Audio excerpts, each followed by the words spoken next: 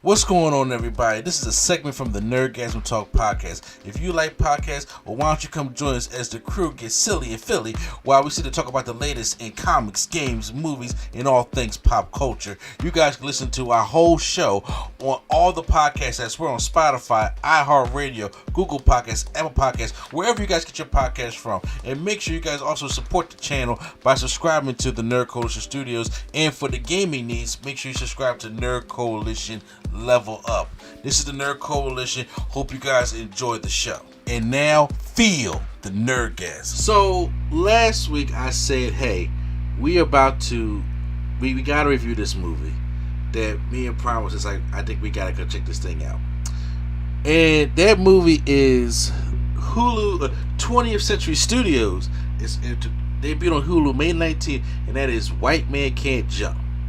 Yes, now for those out there who are like me, my age, or who's nostalgic like Prime, remember that 1991 White Man Can't Jump movie. Wesley Snipes and Woody Harrelson, and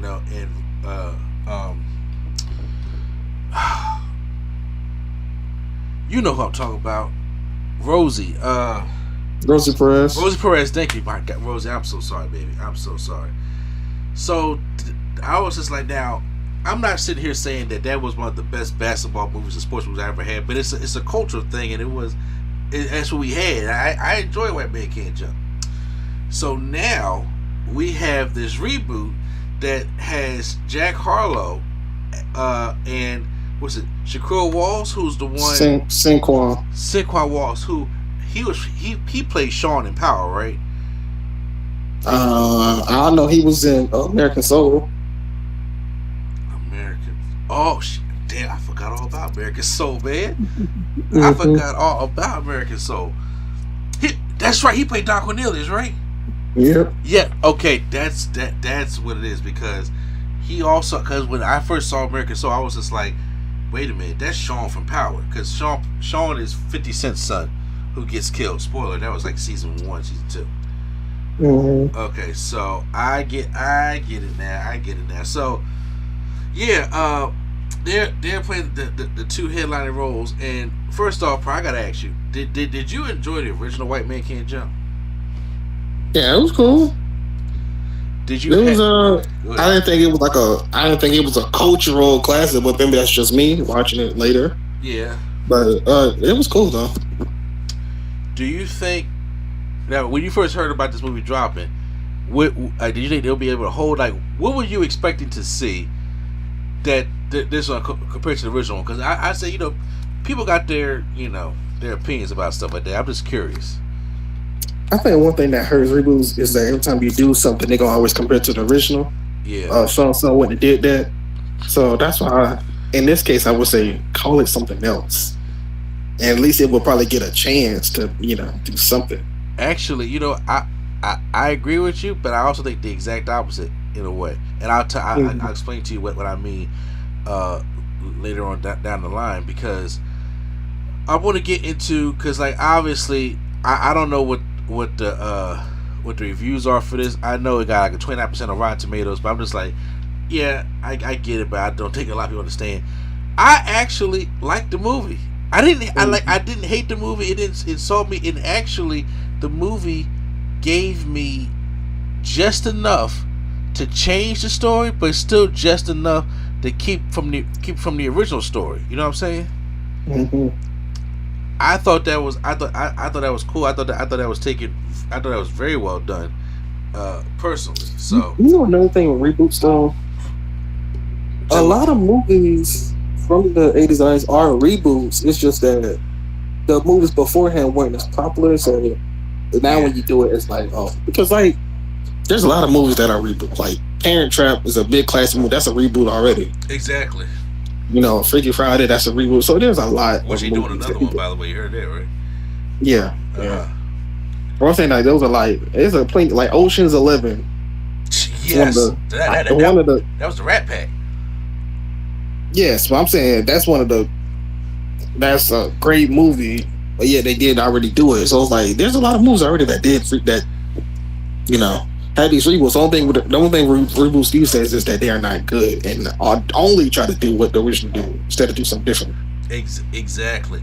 Yeah, that's the difference. That's why I felt as though this one was a little bit different, and that's why I feel as though now to double back what you said of saying that it should be called something different. I agree that it shouldn't have been called something different because the term "white man can't jump" is dated. You know what would be funny? Oh, would be what? They call it "He Got Game," but it's a white man can't jump. See, when I was watching it, I was sitting there thinking like they were actually kind of making fun of the title in the movie because that term is dated, especially from this past year when we had a white guy not just win like Britt Barry did, kill it in the dunk contest, and the greatest shooter in basketball is a black guy. So the roles is switched. So that whole white man can't jump thing is dated, and I get that. And besides, that was the plot. That was one of the plot points in the original movie. He gambled all his money away because he tried to prove he could dunk it. He couldn't, and then it was all building up to him catching that alley hoop at the end. That was the difference. This movie, there was none of that. And I was like, man, they really should have called it something else. But the thing is, I also believe if they had called it something else, it wouldn't even have gotten as much notoriety as it did because it was called White Man Can't Jump. You know what I'm saying? I think it would have if you market it right.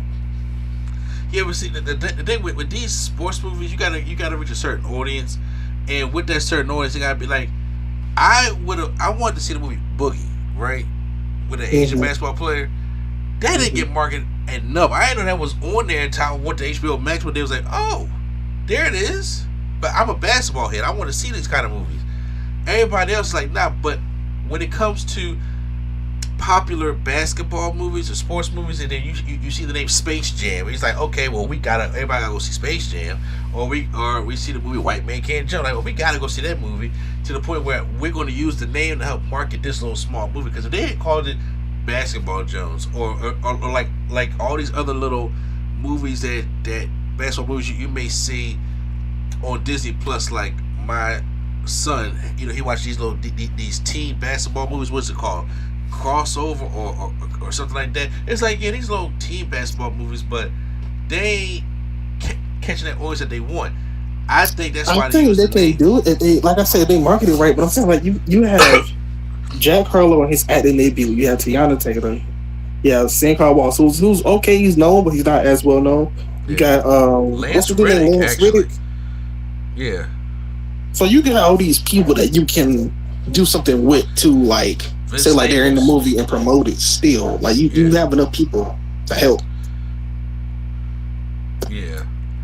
So real quick, I'll get into what I actually liked about the movie.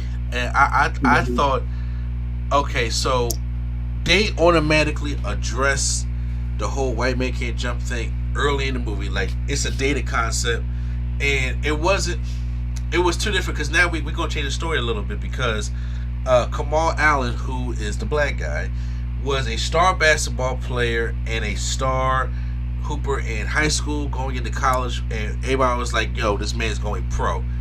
But now he's just playing pickup games on the court. Why the hell is he just playing pickup games? To the point where he has a job as like a delivery guy, like Amazon, I think Amazon. And they said, they're like, hey, ain't you Kamal? And they're like, what happened? Like, that's how good this boy was. Then on the other side, you have Jeremy, who played by Jack Harlow. Like, I'm not familiar. Like, of course, everybody told me Jack Harlow's a rapper. I wasn't familiar with him. I didn't know. I never heard any of his music before.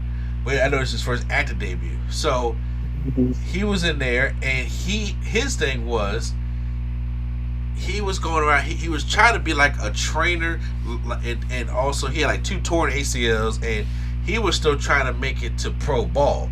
Like, cause he was a star basketball player in college as well in his own right.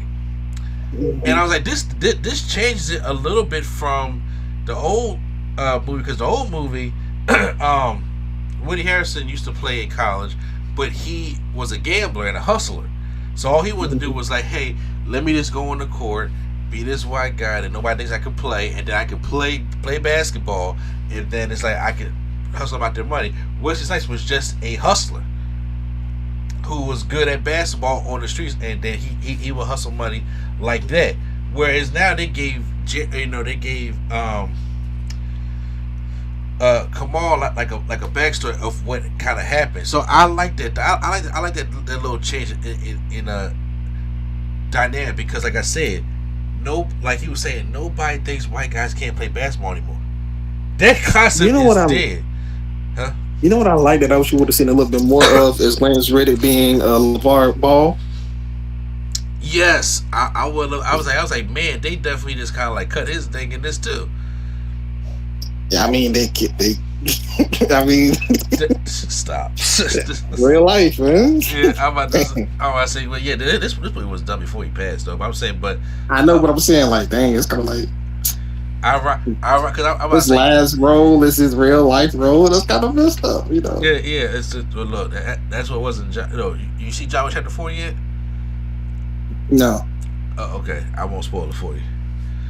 So, I like that. I would like to see Lance Reddick, who plays his dad, who plays Kamal's dad, a little bit more like that LeVar Ball thing. And we find out that Kamal has a serious anger issue.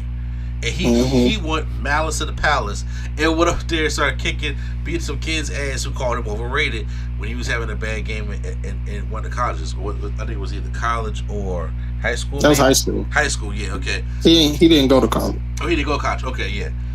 But that's how big, that's how bright his star was, and he just his temper lost everything. Jack Harlow, Jeremy on the other hand, like he. Like I said, he still kind of does his hustle thing, but he got these dreams that's kind of like, bruh, it's done for you. Like, the ACLs is not going to hold up for you to try to go make it to the G League and make it to the NBA, even though you did that. But they have the kind of, like how it was in the original one, where we're going to do the jump shot to see how, the hustling, but he ends up hustling Kamal out of some money. Now, Tiana Taylor plays Kamal's wife or girlfriend, because he has a son with them, and they are like in an apartment. She's doing the hair, and they're coming up on hard times, and they're just trying to find money and doing it any way they can. We hear about this basketball tournament that's coming up from Kamal's two homies. It was Vince Staples, who plays Speedy, and I forgot who the other guy's name was. No, I forgot his name. About joining this basketball tournament. Meanwhile, you have Jeremy on the other side, that who's dating Laura Harrier, who is from Spider-Man: Homecoming, and also from Black Klansman. So you got they give y'all a face there, where she's like a dancer, who's trying to find her way, but I don't know what is the job that she does right now, because the dance that was paying her. It's something else that she wants to do, but she kind of like wants to be a dancer, kind of like in the original one where Rosie Perez wanted to be on Jeopardy. That was the whole thing. She was a choreographer. They're trying to bring money in. Jeremy's trying to sell all his, his healthy stuff that he's doing, and they was deciding, first he didn't want to get tournament. The tournament wasn't even his thing. He wanted to try to be part of this gym and try to be able to be like a trainer to train prospects and show them off on TikTok so he can kind of like blow up that way. Well, they kind of indirectly cross paths to the point where it's like, hey, why don't we try to team up and hustle these guys to get this money for the entry fee for this tournament. It wasn't a whole thing where they got hustled and like Wesley Snipes' home got broken into and stole all his stuff, and they had to team up to go in there and get the money the best way they could. It was more of a thing like, hey, Kamal needs the money more than Jeremy does, even though Jeremy needs the money and stuff like that. So I was like, okay, these are little changes that I don't mind that they made. And of course they did some callbacks to the original White Man Can't Jump, of course, making out in the driving car, because we've seen that before. And but in this movie he actually does dunk, and And then Jeremy is Barely.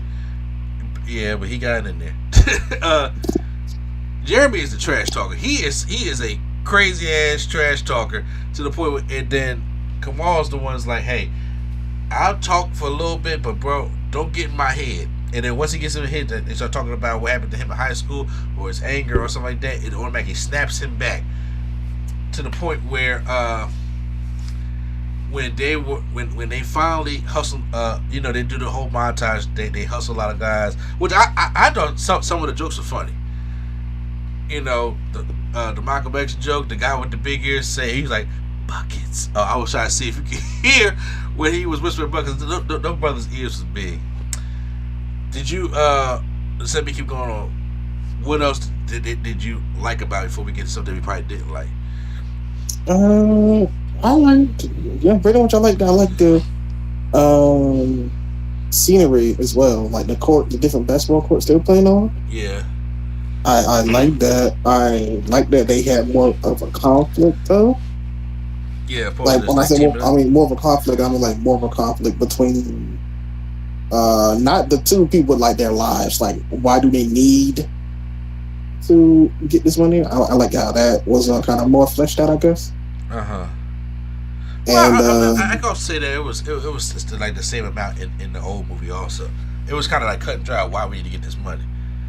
But it was also but I'm saying there was. But I'm saying like they already needed money, and then like he got fired or he got his hours cut, so it's like, nah, I really need this money. Yeah. So it's like, well, he got fired because he ended up beating Jeremy's ass. It got recorded, and it went live. And he said, "Fuck, was it VFX? What it was the place where he was working at?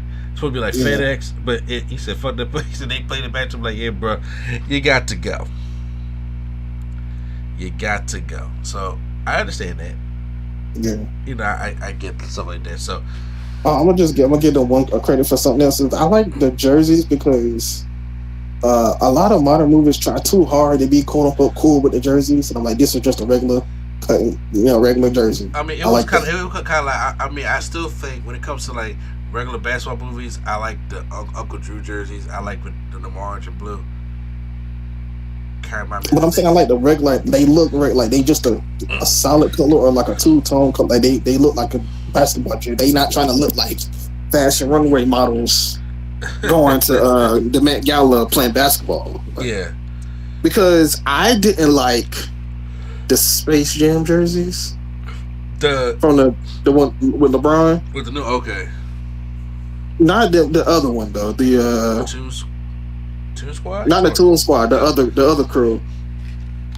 You talking about the robot versions of their or the mission? The evil versions of their people. Gotcha. Yeah, I don't remember liking their jersey. I don't think I remember liking the way they did their team. That was just like, this is a bad way to do the Monstars, but sure, why not? Whatever. But once again, I thought, they had the funny moments, even when he brought Jeremy, when him and Jeremy started becoming closer, and he invites Jeremy to his son's birthday party. He come there with the Hennessy and the obvious big ball wrapped up, and he was like, he got out with a black girl. So I thought those little things I thought were kind of funny. Did you find the movie funny, or wasn't that funny to you? I found it funny, but it wasn't like hilarious funny. Just like, oh, that is funny. Like, it's actually a funny movie. But a lot of modern jokes I just don't. It's like, I'm like, okay. Oh, he said, blah. Yeah. Sometimes, I mean, it's kind of like. Did you find? It's like the overuse of like the words like "looking boy" and jokes like that. I'm like, all right, like, okay. Okay, yeah, I don't do all that, but I'm just saying. But the Hennessy joke and him, clap people when they was balling. I thought those things were kind of funny. Is it like, did I fall over laughing like I did Vacation Friends? Even though Vacation Friends is like a one-time watch, but still, I felt as though that it wasn't on that level funny. But I felt as though like if me and my wife watch it, on a regular day when she in a decent mood, it'll get her to laugh a little bit. I do like the banter between Sinqua and Jack Harlow though. Meaning, anytime they have banter, I like that. As I'm going back and forth. Yeah, like when they was talking about the racism and when it was in the apartment. Yeah. It was like, it's black. No, it's black. Well, I went to, I got it from Africa or something. Oh, you like this? Oh, I like that. So, stuff like that. So, they did address certain things about, like, the data issues type thing, because back in the 90s, especially early 90s, come out the 80s, there was just a lot of stigmas, like, like white guys, all they can do is shoot. They can't stuff it. They can't dunk. Women are basketball players. That's why we got, like, the WNBA players also in Space Jam also, because, like, a team of men and women basketball players. And it was like, okay, we're not going to go by those stigmas at all. You know what I'm saying? So maybe they even change the movie that says white men can jump. So like to be like a play on words. Mm-hmm. I think it could have been like, it'll be like, let me try this, check this thing out, maybe something like that. So now let's go into some things that we may have not liked. Is there anything that you feel that you did not like in the movie at all? I didn't like a few things. I'm gonna get this out the way because that's what they did in the movie. Blake Griffin did not need to be in this movie. I'm gonna be honest. I thought he was kidding. Yeah, but he came out of nowhere. I thought he was kidding for the camera, and he was like, "Well, no, I'm just joking." And he ever seen later? Nah, he was really like, "Nah, take picture. Okay, bye." I was like, "That's it. That's your basketball cameo." I would have rather had Wesley Snipes do that than have Blake Griffin do it. Exactly. I was like, first of all, where the fuck Blake Griffin come from? You know what I'm saying? Like, he just came out of nowhere. I was like, I don't understand where Blake Griffin came from. I did like the Tyler Hero, the cameo, because here's the thing. I always tell. Oh my god. Okay. All right. Look, I have a problem with it, but I'll let you get to it. Okay. Here's the thing. I've always told Lady Sketch, right? I tell her, Tyler Hero, if you know Tyler Hero, you see Tyler Hero. Tyler Hero is probably one of the most urban youth basketball players who tries to act white. Mm-hmm. And it's the most backwards thing. You got a lot of white guys be like, they be trying to act like they hard or for sure who they is, stuff like that, and they'd be like, yo, I'm just damn. Tyler Hero is like, he's such an urban youth, but he is trying to hide by just being this, like, I'm just regular white guy. He's not.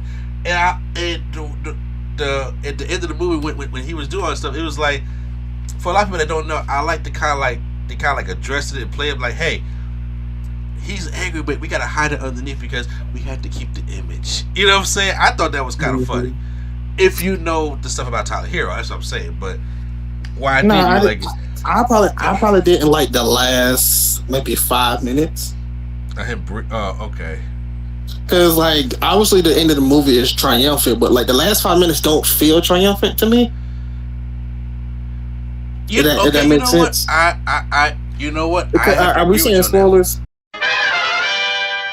All the points you made, I will have to agree with you on the ways. Like I said, it's not an excellent movie by no means. It's one of them kick back, watch it on a regular day, but oh, okay, it's kind of cool. So when it comes to our grading system, I'm going to give this movie a very low #, give it a chance. Like, if you're not really into basketball movies, stuff like that, don't go out your way to go see this. It ain't reinventing the wheel, but it's not so terrible to the point I'm like, this shit is insulting me as a basketball fan, as a movie fan, and as somebody who like the original White Man Can't Jump movie. So I'm not sitting saying that that's a masterpiece neither, but I'm just saying, how would you grade it? I'm gonna give it a high, give it a chance, because it's a modern movie, but it takes a classic and makes it modern, but it's also just for new audiences. So I'm pretty sure, like, not to be mean, but most people that's in the like 20s and 30s probably don't even go back to watch those type of movies. Yeah. So that's why I feel like they can at least give it a chance, because they don't know nothing from the original, so they don't know if it's corny or not. Like, they don't know exactly what's taken from the storyline or not. So that's why I'm like, that could help it.